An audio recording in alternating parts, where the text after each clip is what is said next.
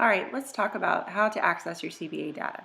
First of all, go into Aware and Analyze and hit click Quick Views. Go to Local Benchmark, click this year, and then find your grade level. We'll go with 8th grade Social Studies, and then you click the CBA. It takes just a few minutes to load sometimes, but it will load over to the right and look somewhat like this.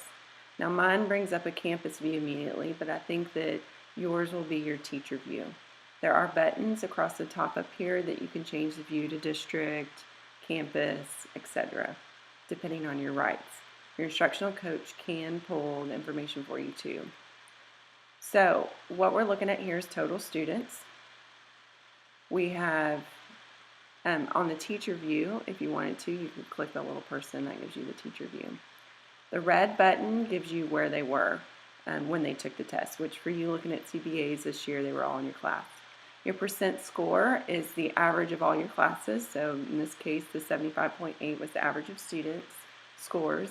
And then 70% of the students scored satisfactory, and then 47% were advanced.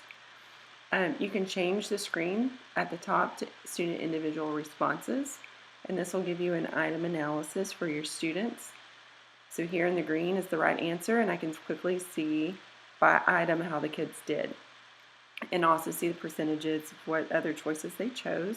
So that can give me a good conversation about, was it the way we taught it? Is this something we need to go back and reteach? How did my kids do versus your kids? How did you teach it? Really good PLC conversations to be had.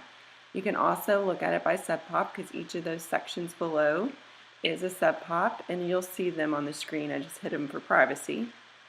But you will be able to see, like in that third column, there's a big difference in that next sub-pop over the overall population. So gosh, do we need to look at that? Is there something we need to do differently to reach those kids for that topic? And you can also look at this by teacher. So you can bring your set, and that actually may be what you see is by teacher, so you can bring your set of data into the PLC, and your planning partners can bring theirs, and y'all can have those conversations about how did you teach it, what are we going to do for these kids. All right. The other way to look at it is by learning objective. And if we wait just a second, it'll pull up a new screen. It is kind of slow sometimes because it's a lot of data. And mine may be slower because it's pulling the whole district at one time. All right, so now I can see it by question, and then I can read the standard that it is.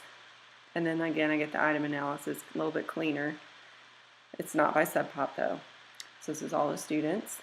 But now I can look at it like by power standard, and I can also check a key there. But if there's a specific power standard that we were working on, I can see how the kids did and see if there's one that we need to respond to more. All right. Next, let's look at what it looks like if you print it.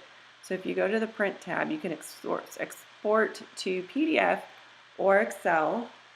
If you get it out to Excel, you can share those Excel files with your planning partners. You can even move them into Google if you'd like to.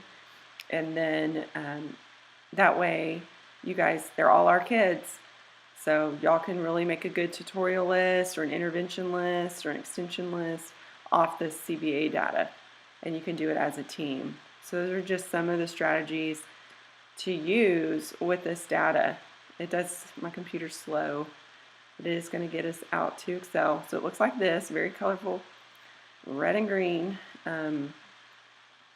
So when you get there, you can play with that a little bit more and then sort it for your kids.